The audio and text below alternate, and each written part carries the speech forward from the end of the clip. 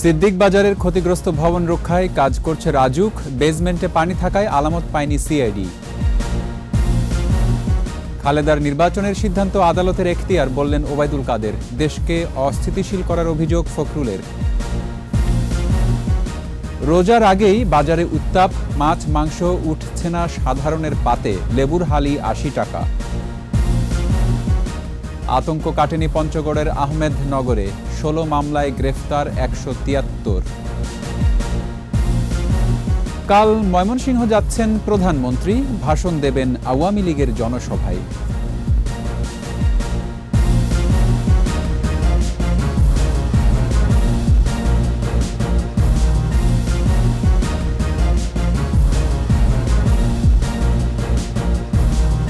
শুনছিলেন first security ইসলামী bank limited সংবাদ শিরোনাম। আমন্ত্রণ সন্ধ্যা ৭:২১ সংবাদে, সাথে আছি রক্তিম ত্রিপুরা। দর্শক, ২১ টেলিভিশনের সংবাদ একই সাথে সরাসরি দেখতে পাবেন আমাদের ফেসবুক পেজ www.facebook.com/2124 অনলাইনে। এছাড়া সংবাদে আরও থাকছে: রাজধানীতে বিদেশি প্রজাতির পোষা পাখির বর্ণিল মেলা, মুগ্ধ সব বয়সী দর্শনার্থীরা।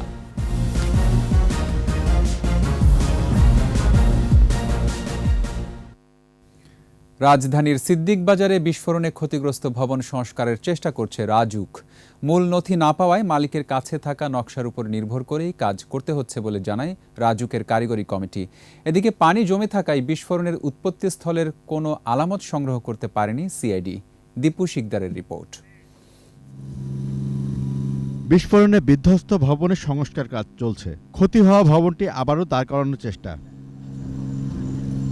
স্টিল দিয়ে ৯টি কলাম মজবুত করতে কাজ করছেন রাজুক কর্মীরা। আর অধিক ঝুঁকিপূর্ণ হওয়ায় সতর্কতার সঙ্গে কাজ করতে হচ্ছে তদন্তকারীদের। ঘটনাস্থল পরিদর্শনে এসে রাজুক কারিগরি কমিটির সদস্যরা জানান, মালিকের কাছে থাকা একটি নকশার উপর নির্ভর করে কাজ এগোতে হচ্ছে। এদিকে আলামত সংগ্রহে অন্য সংস্থার মতো কাজ করে যাচ্ছে সিআইডির ক্রাইম সিন ইউনিট। বাইরের অন্য আলামত সংগ্রহ করলেও বেসমেন্টে পানি জমে থাকায় সেখান থেকে কিছু সংগ্রহ করা সম্ভব হয়নি। ঘটনার পর এখনো বন্ধ রয়েছে ভবনের সামনের রাস্তা। দীপু শিকদার, ২১ টেলিভিশন, ঢাকা। খালেদা জিয়া নির্বাচন করতে পারবেন কিনা সেটা আদালতের সিদ্ধান্ত বলে জানিয়েছেন আওয়ামী লীগ সাধারণ সম্পাদক ওবায়দুল কাদের। আর ডক্টর ইউনূস বিজ্ঞাপন দিয়ে বিবৃতি প্রকাশ করিয়েছেন, যা ইতিহাসে বিরল বলে মন্তব্য করেন আওয়ামী লীগের যুগ্ম সাধারণ সম্পাদক ডক্টর হাসান মাহমুদ। মানিক শিকদারের রিপোর্ট। ঢাকা বিশ্ববিদ্যালয়ে হাজী মোহাম্মদ মহসিন হলের সুবর্ণ জয়ন্তী ও পুনর্মিলনী অনুষ্ঠানে যোগ দেন ওবায়দুল কাদের।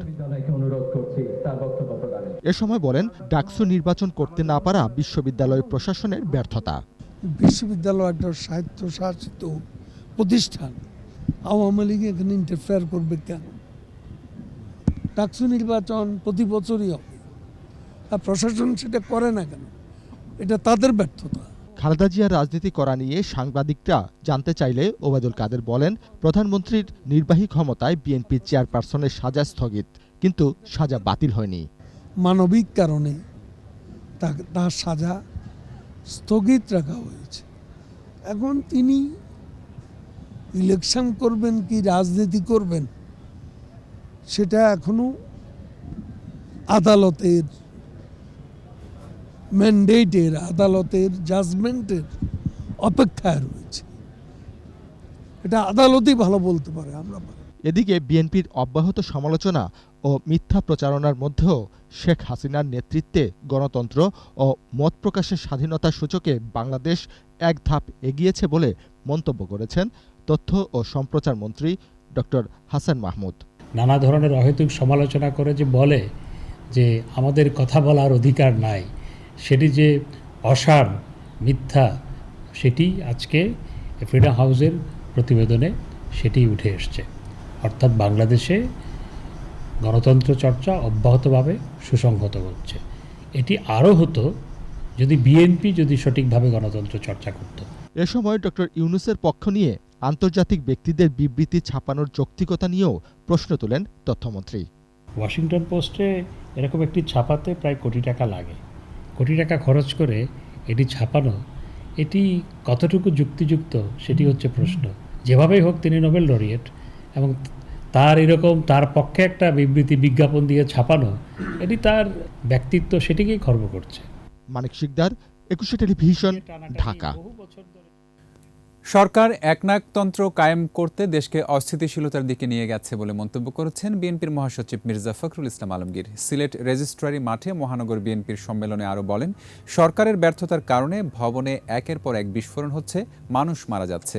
আওয়ামী লীগ সংবিধান নিয়ে খেলছে, বিচার বিভাগ ও নির্বাচন ব্যবস্থাকে নিজেদের মতো করে পরিচালিত করছে, অর্থনীতি ও শিক্ষা ব্যবস্থাকে ধ্বংস করে দিয়েছে বলেও অভিযোগ করেন মির্জা ফখরুল।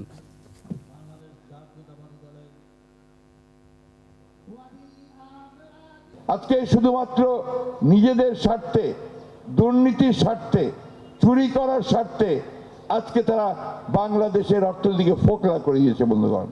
এইভাবে তারা আজকে দেশ পরিচালনা করছে শুধুমাত্র শক্তি দিয়ে, রাষ্ট্রযন্ত্রকে ব্যবহার করে অন্যায়ভাবে। রোজা শুরুর বেশ আগেই সব পণ্যের বাজার চড়া, বেড়েছে মাছ, মাংস, সবজি, খেজুরের দাম। আর আগের বাড়তি দামে বিক্রি হচ্ছে ডাল, ছোলা, চিনি, আদা, রসুনও। লেবুর হালি ৮০ টাকা। আরও জানাচ্ছেন সাইদুল ইসলাম। বাজারে সবজির আমদানি বেশ ভালো, কিন্তু বিপত্তি কিনতে গেলে ৭০ টাকার নিচে পাওয়া যাচ্ছে না কোনো সবজিই। প্রতি কেজি ঢেঁড়স ১০০, করলা ১০০, পটল ১০০ ও সজনে ডাঁটা ২০০ টাকা। আর এক হালি লেবু ৬০ থেকে ৮০ টাকা এবং একটি লাউ ৮০ টাকায় বিক্রি হয়েছে। গরমকালের সবজি যেটা উঠতেছে সেটার দাম এখন বেশি, যেমন ঝিঙ্গা, চিচিঙ্গা, তারপর যায় আপনার পটল, ভেন্ডি, এগুলোর দাম একটু বেশি। গড় ৭০-৮০ টাকার নিচে সবজি নাই এখন। ইলিশের গায়ে হাত দেওয়ার সুযোগই কম, অন্য মাছের দামও বাড়তি। পাবদা হয়েছে ৪৫০, রুই ৩৫০ টাকা কেজি, কাতলা একই দাম ৩৫০, ৩৬০। এখন একটু মাছের দাম বেশি, মাছের আমদানি কম। ইলিশ এখন বর্তমানে মনে করেন ১ কেজি সাইজ তো নাই, ৮০০-৯০০ গ্রাম আছে, ওটি মনে করেন ১৪০০-১৫০০। আগের বাড়তি দামেই গরুর মাংস ৭৫০ আর খাসির মাংস ১১০০ টাকা কেজিতে বিক্রি হচ্ছে। আরেক দফা বেড়ে ব্রয়লার ২৬০ আর কক মুরগি হাঁকা হচ্ছে ৩৮০ টাকায়। হলো ৭৫০ টাকা আর খাসি হলো ১১০০ টাকা। একটা গরুতে ৮,০০০ ১০,০০০ টাকা করে বাড়ছে, তাহলে আমরা কিভাবে বাঁচবে? সব ধরনের খেজুরের দাম প্রকারভেদে কেজিতে ২ থেকে ৩০০ টাকা বাড়ার কথা জানায় ব্যবসায়ীরা। গত বছর খেজুর বিক্রি করছি, যেটা বিক্রি করছি ৮০০, ওটা এবার ১,০০০। বাইরের যে আইটেমগুলো বলছিলেন, যেমন ওই যে মালটা, আপেল, নাশপাতি, এগুলো ধরা ছোঁয়ার বাইরে। ন্যূনতম চাহিদা মেটাতেও হিমশিম খাচ্ছেন সাধারণ মানুষ। আয় ব্যয়ের হিসাব মিলছে না তাদের। কোনো কিছু ক্ষমতার মধ্যে নাই আসলে। আমরা এখন বাধ্য হইতেছি মানে খাওয়ার জন্য, বাঁচার জন্য। অ্যাকচুয়ালি মানুষের জন্য কেনার মধ্যে সাধ্য না, যারা মধ্যবিত্ত তারা খুব কষ্টে আছে। এত দাম দিয়ে আমরাই সাধারণত নিতে পারি, কিন্তু ওরা তো নিতে পারবে না। একটু তার বাজারের মূল্যটা আসলে কমালে ভালো হয় আর কি। অনেক চড়া প্রত্যেকটা জিনিস দাম। একটা লাউ, ছোট একটা লাউ ৮০ টাকা চায়। রোজার আগেই তো বাড়তি, আর রোজা যে কি হবে আল্লাহ জানে। অনেক বাড়তি, ১০০ টাকা করে আপনার পটল, ঢেঁড়স ১০০ টাকার উপরে। আদা, রসুন, পেঁয়াজ, ডাল, ছোলাও আগের বাড়তি দামে বিক্রি হচ্ছে। সাইদুল ইসলাম, ২১ টেলিভিশন, ঢাকা। এদিকে রোজায় নতুন করে দ্রব্যমূল্যের দাম বাড়বে না বলে আবারও আশ্বস্ত করেছেন বাণিজ্য মন্ত্রী টিপু মুনশি। চাঁদপুরে এক অনুষ্ঠান শেষে সাংবাদিকদের সঙ্গে কথা বলেন মন্ত্রী। রোজার মাস শুরু হওয়ার আগেই সবাই যেন হুমড়ি খেয়ে না পড়ে একসাথে, সাপ্লাই তো একটা চেইন থাকে। যদি কেউ মনে করে যে আমি রোজার আগের ৩ বা ৩ দিন আগে সারা মাসেরটা একবারে কিনবো, সেই সাপ্লাইটা চাপ পড়ে, তার তখনই সুযোগ দেন। তার জন্য মাল আছে, এমন স্টক আছে। বিদ্যমান বাজার ব্যবস্থা ভোগ বৈষম্য বাড়াচ্ছে, ভোক্তাদের নাগাল ছাড়া অনেক পণ্য। এমন বাস্তবতায় টুকরো মাছ, মাংস বিক্রি করে নজর কেড়েছেন রাজধানীর এক দোকানি। সেখানে ৩৫ টাকায় মাংস, ৫ থেকে ১০ টাকায় ডালচিনি আর ২ টাকাতে কেনা যাচ্ছে ভোজ্য তেল। মোহাম্মদ ওয়াসিমের ক্যামেরায় শাকের আরজুর বিশেষ রিপোর্ট।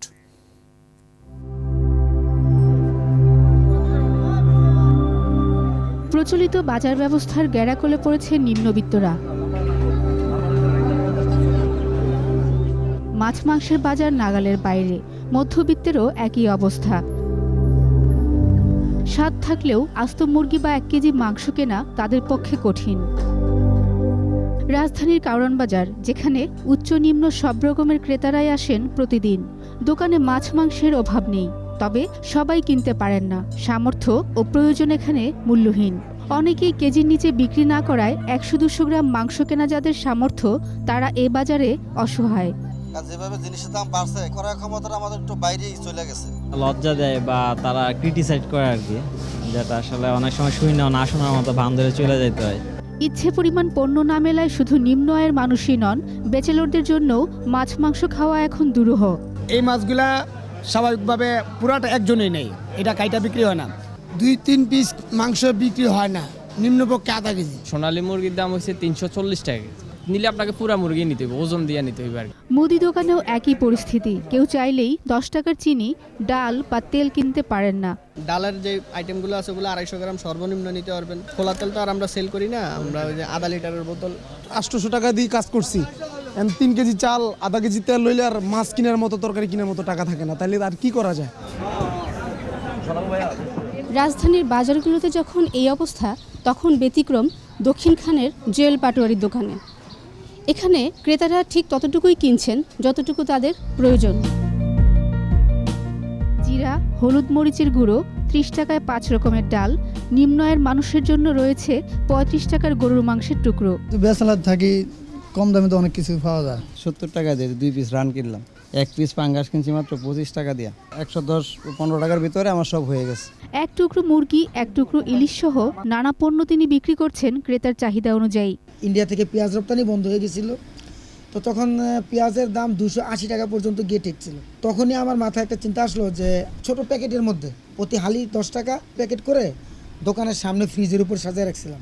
মোটামুটি ওই দিন পুরো এলাকায় সারা পড়ে গেছিল যে এত দামের মধ্যেও 10 টাকায় পেঁয়াজ পাওয়া যায়। আসছে রমজানে জুয়েল পাটোয়ারির দোকানে থাকছে বিশেষ আয়োজন। রমজান ক্যাটাগরির মধ্যে যত কিছু আছে এগুলাই শুধু মানে আমার যতটুকু কেনা আমি সেভাবে ইনশাল্লাহ বিক্রি করব। বাংলাদেশেও ভারতের মতো বাজার ব্যবস্থা চালু হলে ভোগ বৈষম্যের পাশাপাশি পণ্যের অপচয়ও কমবে। এছাড়া নিম্ন আয়ের মানুষরা সামর্থ্য ও চাহিদা অনুযায়ী স্বাচ্ছন্দ্যে পণ্য কিনতে পারবেন বলছেন সংশ্লিষ্টরা। শাকিরা আরজু, 21 টেলিভিশন, ঢাকা। হামলার 8 দিন পরও আতঙ্ক কাটেনি পঞ্চগড়ে আহমদিয়া সম্প্রদায়ের মানুষের। গেল 3 মার্চের পর থেকে অনেকেরই দিন কাটছে খোলা আকাশের নিচে। এদিকে হামলা, অগ্নিসংযোগ ও ভাঙচুরের ঘটনায় আরও 3টি মামলা হয়েছে। এ নিয়ে মোট 16 মামলায় গ্রেফতার 173 জন। পঞ্চগড় প্রতিনিধির রিপোর্ট, জানাচ্ছেন মাসুম আলিসা। 3 মার্চ পঞ্চগড়ের আহমেদনগরে আহমদিয়া সম্প্রদায়ের ধর্মীয় অনুষ্ঠান বন্ধের দাবিতে বিক্ষোভকারীদের সাথে পুলিশের ধাওয়া পাল্টা ধাওয়া ও সংঘর্ষ হয়। বিক্ষোভকারীরা আহমেদনগরে আহমদিয়া সম্প্রদায়ের শতাধিক বাড়িতে অগ্নিসংযোগ ও ভাঙচুর করে। নিহত হয় 2 জন। এ ঘটনার পর থেকে আহমেদনগরে পুড়ে যাওয়া বাড়িঘরগুলো পরিত্যক্ত অবস্থায় রয়েছে। অনেকেই বসবাস করছেন খোলা আকাশের নিচে। কেউ কেউ জলসা মাঠে তাঁবু টানিয়ে রাত কাটাচ্ছে। আশ্রয় নিয়েছে মাঠের পাশে জামেয়া আহমদিয়া বাংলাদেশ অফিসে। আগুনে পুড়ে ফেলছে, পরানের কাপড় ছাড়া আর কোনো নাই। আমার লুটপাট করছে, তো চাউল ধান সব পুড়ে ফেলছে। জায়গা জমির কাগজপাতি, অনেকের বর্ডার, ন্যাশনাল আইডি কার্ড, এরপরে আমাদের খাবার দাবার কিছুই নাই। এখনও আমরা শঙ্কিত অবস্থায় আছি, এখনও অনেকে একা পড়ে আছে এবং সামনে কবে আমরা স্বাভাবিক জীবনে ফিরে যেতে পারবো আমরা নিজেও বুঝতে পারতেছি না। জামাতের পক্ষ থেকে এখানে লঙ্ঘনখানার ব্যবস্থা করা হয়েছে, যার কারণে যেন এই যারা ক্ষতিগ্রস্ত পরিবার তাদেরকে যেন সামান্য আপনার খাদ্যের ব্যবস্থা করতে পারি। এখন আমাদের লোকদের থাকার মতো জায়গা নেই, মাথা গোজার ঠাঁই তাদের নাই, তারা কোনোভাবে আমরা একটা শেল্টারে তাদেরকে রেখেছি। এদিকে গ্রেফতার এড়াতে আহমেদনগরের আশপাশের কয়েকটি গ্রাম ও বোদা উপজেলার অধিকাংশ গ্রাম পুরুষ শূন্য হয়ে পড়েছে। তবে পুলিশ বলছে সিসিটিভি ফুটেজ দেখে জড়িতদেরকে গ্রেফতার করা হচ্ছে। প্রকৃত জড়িত নাশকতাকারী দুষ্কৃতিকারীদের আমরা অ্যারেস্ট করেছি। যে মোটরসাইকেলে করে চারপাশে গুজব ছড়াইছে তাকে কিন্তু আমরা অ্যারেস্ট করেছি। রাব্বি ইমন এবং শফিউল আলম স্বপন, যে কাদিয়ানীদের বিরুদ্ধে ঐক্য পরিষদ নামে একটি মেসেঞ্জার গ্রুপ খুলে গুজব ছড়ানো হয়েছে, তাদেরকে আমরা কিন্তু অ্যারেস্ট করেছি। সরাসরি মার্ডারে জড়িত তাদের 2 জনকে কিন্তু আমরা অ্যারেস্ট করেছি, তারা কিন্তু স্বীকার করেছে। আজকে ফেসবুকে গুজব যারা ছড়িয়েছে তাদের বিরুদ্ধে ডিজিটাল নিরাপত্তা আইনে মামলা হয়েছে, তারা 2 জন অলরেডি 164 এর মাধ্যমে স্বীকার করেছে। আইন শৃঙ্খলা পরিস্থিতি বজায় রাখতে জেলার বিভিন্ন পয়েন্টে পুলিশ ও বিজিবি মোতায়েন রয়েছে। মাসুম আলিসা, 21 টেলিভিশন। কাল ময়মনসিংহ যাচ্ছেন প্রধানমন্ত্রী শেখ হাসিনা। বিকেলে সার্কিট হাউস ময়দানে ভাষণ দেবেন আওয়ামী লীগের জনসভায়। 4 বছর পর বঙ্গবন্ধু কন্যার আগমনে উচ্ছ্বসিত জেলার নেতাকর্মীরা। জনসভার প্রস্তুতিও শেষ পর্যায়ে। ময়মনসিংহ বিভাগীয় প্রতিনিধি আতর রহমান জুয়েলের রিপোর্ট, জানাচ্ছেন মাসুম আলিসা। ঢাকা ময়মনসিংহ 4 লেন মহাসড়ক থেকে জনসভাস্থল সার্কিট হাউস ময়দান ছাপিয়ে নগরীর সড়কগুলোতে ছেয়ে গেছে ব্যানার ফেস্টুন। সড়কে শোভা পাচ্ছে প্রধানমন্ত্রীর আগমনে বাহারি সব শুভেচ্ছা তোরণ। উচ্ছ্বাসের জোয়ারে ভাসছে গোটা ময়মনসিংহ। প্রিয় নেত্রীকে বরণ করতে অপেক্ষার প্রহর গুনছেন দলের নেতাকর্মী সহ নানা শ্রেণী পেশার মানুষ। মাননীয় প্রধানমন্ত্রী যে স্মার্ট বাংলাদেশ করতে চাচ্ছেন, তিনি যেন দেখে যান যে ময়মনসিংহের নারীরা কিভাবে মাঠে পুরুষের পাশাপাশি জায়গা দখল করে আছে। প্রধানমন্ত্রী আগমনে আমরা খুবই আনন্দিত, খুশি। যাতে শান্তি হয়, মানুষ কিভাবে শান্তিতে চলতে পারে, এই একটা ব্যবস্থা করে দিন। প্রধানমন্ত্রীর সফর ঘিরে বইছে নির্বাচনী হাওয়া। নেতারা বলছেন, নির্বাচনের আগে দিক নির্দেশনামূলক বক্তব্যে দলের নেতাকর্মীরা ঐক্যবদ্ধ হয়ে সবকটি আসন বঙ্গবন্ধু কন্যাকে উপহার দেবে। আমরা আবারও আগের মতো মাননীয় প্রধানমন্ত্রীকে এই আসন, এখানকার যে আসনগুলো আছে তা উপহার দিতে পারবো। আগামী দিনে আমরা মাননীয় প্রধানমন্ত্রীর নেতৃত্বেই আমাদের যত প্রত্যাশা আছে সেগুলো ইনশাল্লাহ আমরা পূরণ করতে পারবো।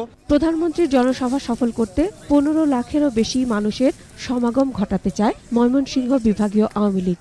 যুগান্তকারী একটা সমাবেশ হবে, যেই সমাবেশ এর আগে কোনো নেতা বা কেউ করতে পারেনি। আমাদের নেতাকর্মীরা চূড়ান্তভাবে প্রস্তুতি গ্রহণ করছেন, আমরা যাতে জননেত্রী শেখ হাসিনার আগমনকে স্মরণীয় করতে পারি।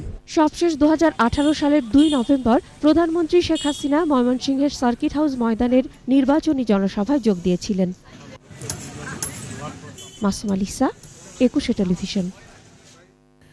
নিচ্ছি সংবাদ বিরতি। যখন ফিরছি তখন অন্যান্য খবরের সঙ্গে আরও থাকছে। ভোলায় আরও একটি কূপ খনন শুরু। প্রতিদিন 25 মিলিয়ন ঘনফুট গ্যাস পাওয়ার আশা।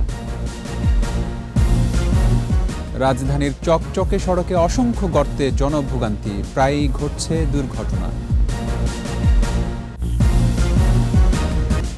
আমন্ত্রণ আবারও সন্ধ্যা 7টার 21 সংবাদে। বর্তমান সরকারের মেয়াদে রাজাকারদের তালিকা প্রকাশ করা হবে বলে জানিয়েছেন মুক্তিযুদ্ধ বিষয়ক মন্ত্রণালয়ের মন্ত্রী আ.ক.ম মোজাম্মেল হক।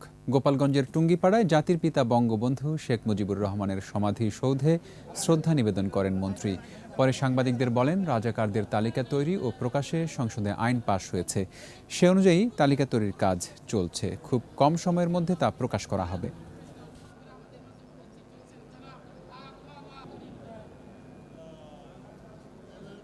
রাজাকারদের অর্থাৎ স্বাধীনতা বিরোধীদের তালিকা প্রস্তুত করার জন্য একটা পূর্ণাঙ্গ আইন হয়েছে এবং জাতীয় মুক্তিযোদ্ধা কাউন্সিলের উপর সেই দায়িত্ব অর্পিত হয়েছে। জনাব শাহজাহান খান সাহেবকে সেই কমিটি, তালিকা প্রণয়ন কমিটির আহ্বায়ক করে কমিটি করে দেওয়া হয়েছে, নীতিমালা তৈরি করা হচ্ছে, ওনারা কাজ করে যাচ্ছেন। আগামী 18 March India Bangladesh friendship pipeline প্রকল্পের আনুষ্ঠানিক উদ্বোধন করবেন বাংলাদেশের প্রধানমন্ত্রী শেখ হাসিনা ও ভারতের প্রধানমন্ত্রী নরেন্দ্র মোদী। দুপুরে দিনাজপুরের পার্বতীপুরে বাংলাদেশ পেট্রোলিয়াম কর্পোরেশন বিপিসির রিসিপ্ট টার্মিনাল পরিদর্শন করেন বিদ্যুৎ, জ্বালানি ও খনিজ সম্পদ প্রতিমন্ত্রী নসরুল হামিদ। পরে সাংবাদিকদের প্রশ্নের উত্তরে প্রতিমন্ত্রী জানান, বাংলাদেশ ও ভারত অংশে মোট 31.57 কিলোমিটার পাইপলাইন স্থাপন করা হয়েছে। ভারত সরকার এই পাইপলাইন নির্মাণে অর্থায়ন ও কারিগরি সহযোগিতা দিয়েছে। ভারতের সহযোগিতায় আমরা এখানে নিরবিচ্ছিন্ন জ্বালানি সরবরাহ করার জন্য আমরা এখন পাইপলাইন নির্মাণ করে ফেলেছি। এই ডিজেল আমরা যদি ভারত থেকে নিয়ে আসি, এই মুহূর্তে আমাদের পড়বে $5.50। তার মানে প্রায় আমরা $6 মতো প্রিমিয়ামে সেভ করব পার টনে। ভোলায় এখন পর্যন্ত 8টি কূপে বিপুল পরিমাণ গ্যাসের সন্ধান পাওয়ার পর ইলিশা 1 নামের আরেকটি নতুন কূপ খনন শুরু হয়েছে। ভোলা সদর উপজেলার পশ্চিম ইলিশা ইউনিয়নের মালের হাটে বাপেক্সের নকশা অনুযায়ী রাশিয়ার প্রতিষ্ঠান গ্যাসপ্রম কূপটি খনন করছে। নতুন গ্যাসের সন্ধানে কূপটির প্রায় ৩,৪০০ মিটার গভীর পর্যন্ত খনন করা হবে। সফল হলে এই কূপ থেকে প্রতিদিন ২০ থেকে ২৫ মিলিয়ন ঘনফুট গ্যাস পাওয়া যাবে। খনন কার্যক্রম চলতি বছর জুনের মধ্যে শেষ হবে বলে জানিয়েছে বাপেক্স।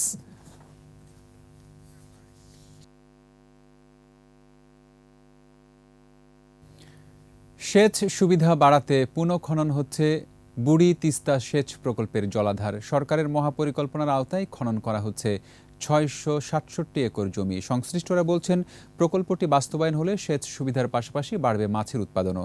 নীলফামারী প্রতিনিধির তথ্যচিত্রে মাসুম লিসার রিপোর্ট। বুড়ি তিস্তা বাংলাদেশ ভারতের একটি আন্তঃসীমান্ত নদী। এটি ভারতের কোচবিহার ও বাংলাদেশের নীলফামারীর উপর দিয়ে বয়ে গেছে। নদীটির দৈর্ঘ্য ৭৬ কিলোমিটার ও গড় প্রস্থ প্রায় ৬৯ মিটার এবং দেখতে সর্পিলাকার। নদীটি তিস্তার একটি শাখা নদী, তবে একসময় এটি ছিল তিস্তার মূল ধারা। ৬০-এর দশকে বুড়ি তিস্তার ওপরে নির্মিত নীলফামারীর ডিমলা উপজেলার কালীগঞ্জ ব্যারেজের চিত্র এটি। ২০১০ সাল পর্যন্ত এই ব্যারেজ দিয়েই সেচ সুবিধা পাচ্ছিলেন চাষিরা। উদ্দেশ্য ছিল রিজার্ভারে পানি জমা রেখে মাছের উৎপাদন ও শুষ্ক মৌসুমে চাষিদের সম্পূরক সেচের আওতায় আনা। কিন্তু দীর্ঘদিন অব্যবহৃত থাকায় জলাধারটি পলি জমে এখন প্রায় ভরাট। এটি পুনঃখননের উদ্যোগ নেয় খুশি স্থানীয়রা। তবে ভরাট জলাধারে এখন যারা চাষাবাদ করছেন তারা ক্ষতিপূরণ চাচ্ছেন। ১৩ বছর আগে যে পানিটা ছিল তখন মাছ টাছ ছিল, তখন আমাদের পক্ষে খুব ভালো ছিল। সরকার কাছে আমাদের অনুরোধ, জমি খনন করতে যেন আবাদ বাড়ি আবার বিভিন্ন ফসলি যেন নষ্ট না হয়। প্রকল্পের কাজ শুরু করতে নানা সমস্যা তৈরি হলেও সঠিক সময়ে বাস্তবায়নের কথা জানিয়েছে ঠিকাদারি প্রতিষ্ঠান। আমরা আশা করি যে ২৩-২৪ অর্থ বছরের ভিতরে আমরা এই প্রকল্পের কাজ সরকারকে হস্তান্তর করতে পারব। ৫টি প্যাকেজের আওতায় ৯৯ কোটি টাকা ব্যয়ের জলাধারটি খনন শেষে হস্তান্তর হবে আগামী বছরের ডিসেম্বরে। পানি উন্নয়ন বোর্ড বলছে, প্রকল্পটি স্থানীয় ও জাতীয় অর্থনীতিতে বড় ভূমিকা রাখবে। এই জলাশয়টা যখন ফুল উদ্যমে যখন চালু হবে তখন এখানে অনেক মাছ চাষ হবে এবং এই নীলফামারী জেলার আমিষের চাহিদা, যে মাছের চাহিদা, এটা পূরণ করতে পারবে। স্থানীয় সংসদ সদস্য জানান, কৃষকদের সেচ সুবিধা নিশ্চিতে নদী ও জলাশয় পুনঃখনন সরকারের অন্যতম অঙ্গীকার।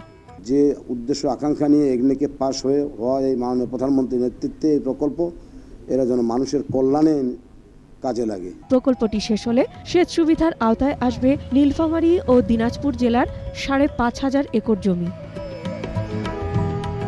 Masum Lisa, ২১ television. এবার বিশেষ আয়োজন উত্তাল মার্চ।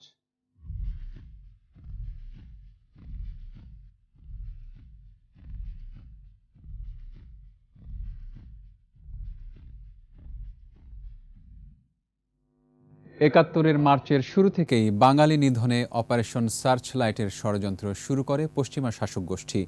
জুলফিকর আলী ভুট্টোর প্রাসাদ বাড়িতে জেনারেল ইয়াহিয়ার দীর্ঘ ৬ ঘণ্টার বৈঠকে এই বর্বরচিত অপারেশনের সিদ্ধান্ত হয়। সবশেষ ২৪ মার্চ শেখ মুজিব ইয়াহিয়া বৈঠক ব্যর্থ হলে গণহত্যা চালিয়ে বাঙালির স্বাধীনতার স্বপ্ন মুছে দিয়ে পাকিস্তানের ক্ষমতা পুনঃপ্রতিষ্ঠা করতে চেয়েছিল পশ্চিমা সামরিক জান্তা। ২১ স্পেশালে অপারেশন সার্চ লাইট নিয়ে আদিত্য মামুনের ধারাবাহিক প্রতিবেদনের আজ প্রথম পর্ব। বঙ্গবন্ধুর সাথে বৈঠকের নামে সময় ক্ষেপণ করছিল ইয়াহিয়া। এরই মধ্যে বাঙালি নিধনে অপারেশন সার্চ লাইটের পরিকল্পনা চূড়ান্ত করে ফেলে পশ্চিম পাকিস্তানিরা। মুজিব ইয়াহিয়া বৈঠক পণ্ড হওয়ার খবর ছড়িয়ে পড়ে সবখানে। ভুট্টোর সাথে বৈঠক করে ইয়াহিয়া পশ্চিম পাকিস্তানে চলে যায়। পাকিস্তানে পা রাখার সাথে সাথেই পূর্ব পাকিস্তানে তৎপর হয়ে ওঠে তার বাহিনী। পাখি শিকার করার নাম করিয়া ১৭ তারিখ সকালবেলা ৩টা হেলিকপ্টার করে ইয়াহিয়া খান সশস্ত্র বাহিনীর প্রধানগণ তারা ফ্লাই করলেন করাচির থেকে হেলিকপ্টারে করে, ল্যান্ড করলেন লারকানাতে ভুট্টো সাহেবের প্রাসাদ বাড়ির সামনে। পাখি শিকার করা কোনো পরিকল্পনা হয়নি, পাখি ছিল বাঙালি, বাঙালি শিকার করা পরিকল্পনা করা হয়েছিল। পাকিস্তানিরা প্রথমেই বাঙালি সৈন্য ও পুলিশকে নিরস্ত্র করতে চেয়েছিল।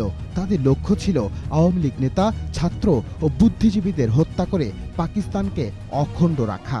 কাকে গ্রেফতার করা হবে, কাকে হত্যা করা হবে এবং কোন কোন সশস্ত্র বাহিনী ইপিআর পুলিশ আনসারদের সঙ্গে সঙ্গে লিকুইডেট করে শেষ করে দেওয়া হবে, সবই পরিকল্পনা ছিল।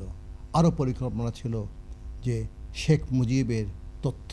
পাক হানাদাররা বাঙালি নিধনযজ্ঞ চালায়। রাও ফরমান আলী ঢাকায় এবং সারা দেশে এই হত্যাযজ্ঞের নেতৃত্ব দেন খাদিম হোসেন রাজা। লেখা আছে অপারেশন সার্চলাইটে, ডিজাম করা হবে, ডিজাম করা হলো না। ডিজামটা ছিল কোড ওয়ার্ড, ডিজামটা অর্থ হচ্ছে ধ্বংস করে দাও। অ্যারেস্ট কাউকে করা হয়নি, অ্যারেস্ট করার নাম করে সবাইকে মেরে ফেলা হয়েছে। একটা সশস্ত্র ব্যাটালিয়ান ট্যাঙ্কের আর্টিলারি কামানের ফায়ার উপেক্ষা করে হাবিলদার মেজর শরীফ মোহাম্মদ আলী ছুটে গেল শত শত পুলিশকে নিয়ে, সবাইকে মেরে ফেলা হয়েছিল। লাশের স্তূপ পড়ে গেছে রাজারবাগ পুলিশ লাইনের মাঠের মধ্যে। ঢাকা সহ সারা দেশে দুই ভাগে ভাগ হয়ে তারা হত্যাযজ্ঞে লিপ্ত হয়। শুধু ঢাকাতেই 250,000 বাঙালিকে হত্যা করা হয়। ধানমন্ডির 32 নম্বরের বাড়ি থেকে বন্দি করার আগে স্বাধীনতার ঘোষণা দেন জাতির পিতা বঙ্গবন্ধু শেখ মুজিবুর রহমান। বাঙালি ঝাঁপিয়ে পড়ে মুক্তিযুদ্ধে। মুক্তিকামী বাঙালি 30 লক্ষ প্রাণের বিনিময়ে ছিনিয়ে আনে মুক্তির পতাকা।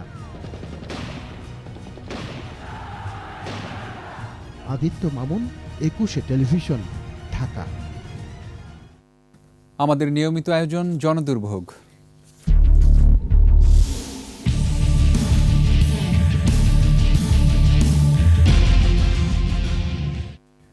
চকচকে রাস্তায় কারণ ছাড়াই অসংখ্য গর্ত, কোনোটি আবার অনেক গভীর, নেই কোনো বিপজ্জনক নিশানাও। এসব খানাখন্দে পড়ে নিয়ন্ত্রণ হারাচ্ছে অসংখ্য যান, প্রতিনিয়তই ঘটছে দুর্ঘটনা। ইয়াকুব লিটুর ক্যামেরায় আরও জানাচ্ছেন অখিল পোদ্দার।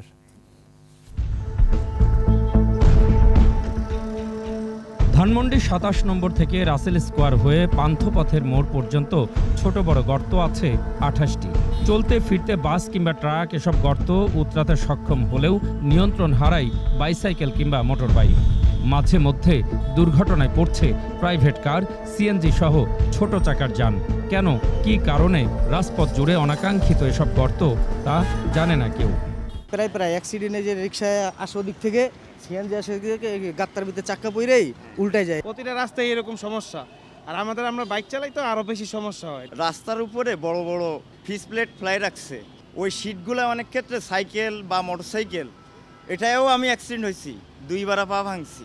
এটা নিয়ে অনেকেরই বলা হয়েছে, শ্রীগঞ্জ লোক যারাই আসে তাদেরকে বললে তারা বলতেছে যেটা আমাদেরকে, আমরা ঠিক আছে বলবো না, দেখবো না। মসৃণ রাস্তায় সহসা চোখে পড়ে না এসব গর্ত। খুব কাছে গিয়ে নজরে পড়লে কিছুই করার থাকে না চালকদের, বরং গর্তে পড়ার ঝুঁকি এড়াতে হঠাৎ সিদ্ধান্তে দুর্ঘটনার মুখোমুখি হচ্ছেন চালকেরা। স্পিডব্রেকারগুলো খেয়াল করে যে এখানে স্পিডব্রেকার আছে, কিন্তু এই গর্তগুলো আমাদের চোখে ওইভাবে পড়ে না। হঠাৎ করে সামনে এসে যখন গর্তের মধ্যে সামনে চাকা পড়ে যায়, তখন নিয়ন্ত্রণ রাখাটা খুব কষ্টকর হয়ে দাঁড়ায়। চিৎকার হয়ে পড়ে যায়, পেছন দ্বারা অনেক সময় আঘাত খায়। ব্রেক করলে পরে আপনার ঘাট করে পিছন দিয়ে একটা গাড়ি দিলে মারিয়ে। মাঝে মধ্যে পথ চলতি মানুষও পড়ছেন হঠাৎ গর্তে, মচকাচ্ছে পা, কেউ আবার ছিটকে পড়ছেন গাড়ির সামনে।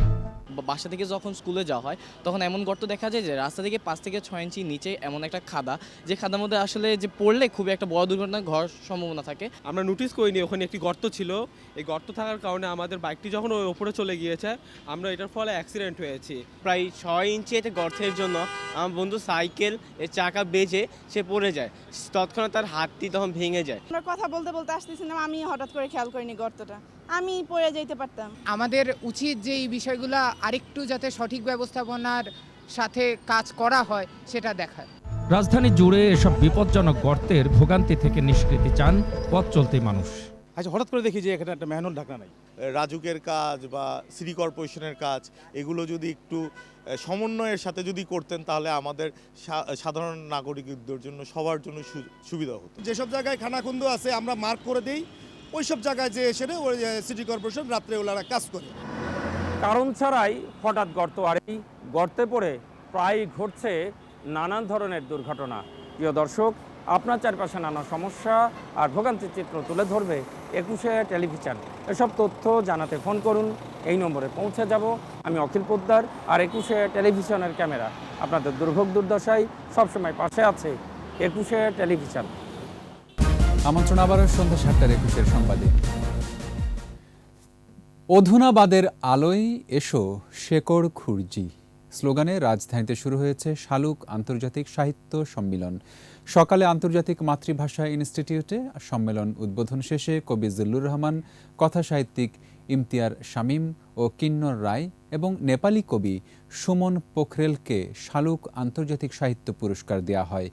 2 দিনের এ সাহিত্য সম্মেলনে অংশ নিচ্ছেন দেশ বিদেশের শতাধিক কবি, লেখক, অনুবাদক, শিল্পী। শালুক সম্পাদক ওবায়েদ আকাশ জানান, কাল শেষ দিনের কয়েকটি অধিবেশন হবে রাজধানীর কাঁটাবনে অবস্থিত পাঠক সমাবেশে।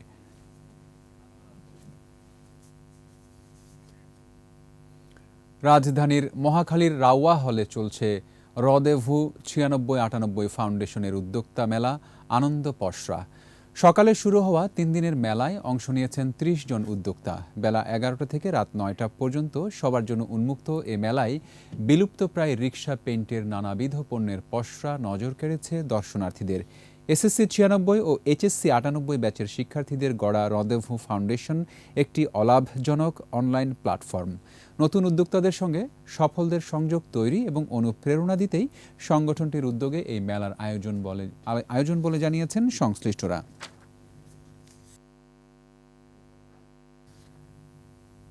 এবার ব্যবসা বাণিজ্যের সংবাদ।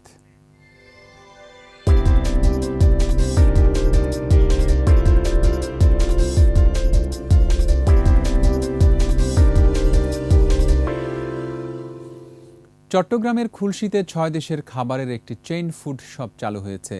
আরবান টেরেস নামের এই খাবারের দোকানের উদ্বোধন করেন ঐতিহ্যবাহী হোটেল আগ্রাবাদের স্বত্বাধিকারী মোহাম্মদ ইরাদ আলী। অনুষ্ঠানে প্রতিষ্ঠানটির ব্যবস্থাপনা পরিচালক আশমিতা ইরাদ আলী সহ গণ্যমান্য ব্যক্তিরা উপস্থিত ছিলেন। চেইন ফুড শপটিতে Australia, Korea, Japan, Taiwan, Bharat ও ইতালির খাবার খাওয়া যাবে।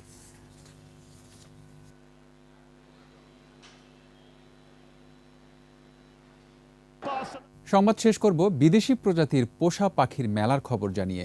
রাজধানীতে এভিয়ান কমিউনিটির বর্নিল এ আয়োজন হয়ে গেল শেরেবাংলা কৃষি বিশ্ববিদ্যালয় ক্যাম্পাসে। আয়োজকরা বলছেন, এমন প্রদর্শনী পাখি পালনে বাড়াবে আগ্রহ।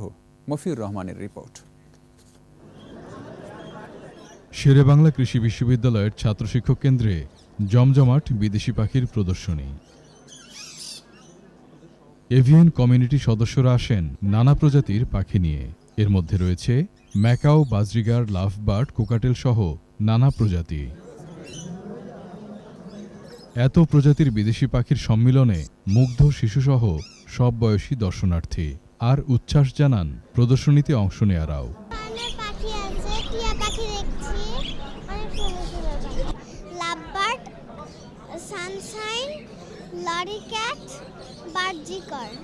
বার্ড লাভাররা যারা আছি তা আমাদের জন্য এটা একটা আয়োজন করা হচ্ছে। আসলে আমাদের জন্য এটা খুবই একটা উৎসব মুখর দিন। ম্যাক্সিমাম আমি ককাটেল নিয়েই কাজ করি। এই বার্ডগুলো হইতেছে ককাটেলের বিভিন্ন স্পেসিস আছে। আয়োজকরা বলছেন, পাখি পালন শুধু মনের খোরাকি নয়, বেকার যুবকদের আয়ের উৎসও বটে। আমরা যদি পাখি রপ্তানির আদেশ পাই, তখন দেখা যাবে যে আমাদের অনেক বড় বড় পাখির ফার্ম বাংলাদেশে গড়ে উঠবে। এই পাখি পোষা যেটার মাধ্যমে অর্থ উপার্জন হবে এবং যেটার মাধ্যমে অনেক বেকার সমস্যার সমাধান হবে, সেই পাখি পোশাকে আমরা সারা দেশে ছড়িয়ে দিতে চাই।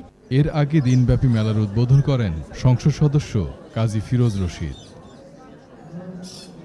মফিউর রহমান, 21 টেলিভিশন, ঢাকা। এর সাথে শেষ করছি সন্ধ্যা 7:21 সংবাদ। যাবার আগে ফার্স্ট সিকিউরিটি ইসলামী ব্যাংক লিমিটেড সংবাদ শিরোনামগুলো আরও একবার। সিদ্দিক বাজারের ক্ষতিগ্রস্ত ভবন রক্ষায় কাজ করছে রাজুক, বেসমেন্টে পানি থাকায় আলামত পায়নি সিআইডি। খালেদার নির্বাচনের সিদ্ধান্ত আদালতের এখতিয়ার, বললেন ওবায়দুল কাদের। দেশকে অস্থিতিশীল করার অভিযোগ ফখরুলের। রোজার আগেই বাজারে উত্তাপ, মাছ মাংস উঠছে না সাধারণের পাতে, লেবুর হালি 80 টাকা। আতঙ্ক কাটেনি পঞ্চগড়ের আহমেদনগরে, 16 মামলায় গ্রেফতার 173। কাল ময়মনসিংহ যাচ্ছেন প্রধানমন্ত্রী, ভাষণ দেবেন আওয়ামী লীগের জনসভায়।